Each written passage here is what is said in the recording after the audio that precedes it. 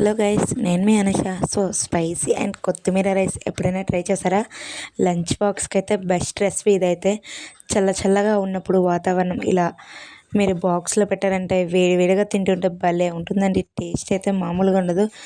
ఏ fried rice పనికిరాదు, అంత బాగుంటుంది. So welcome to Anu foods. నేను మీ అనుష. నా ఛానల్ని ఫస్ట్ టైం చూసినట్టయితే ప్లీజ్ సబ్స్క్రైబ్ గైస్.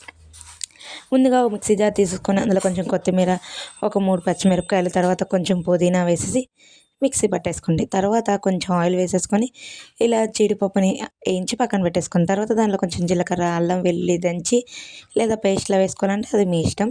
సో ఉల్లిపాయలు, కొంచెం టమాటా ముక్కలు కూడా వేసేసుకొని మంచిగా ఫ్రై చేసేసుకోండి. బాగా ఫ్రై అయిన తర్వాత అందులోనే కొంచెం కారం, ధనియాల పొడి, పసుపు, ఉప్పు అన్నిటిని వేసేసుకొని బాగా కలిపేసుకొని, ఇందాక మనం పేస్ట్ చేసుకున్న ప్యూరీని కూడా ఇందులో వేసేసుకొని దగ్గరగా మగ్గించేసుకోవాలి. ఇలా బాగా దగ్గరగా మగ్గిన తర్వాత మనం ఉడికించి పక్కన పెట్టుకున్న రైస్ని ఇందులో వేసేసుకొని చక్కగా కలిపేసుకోండి.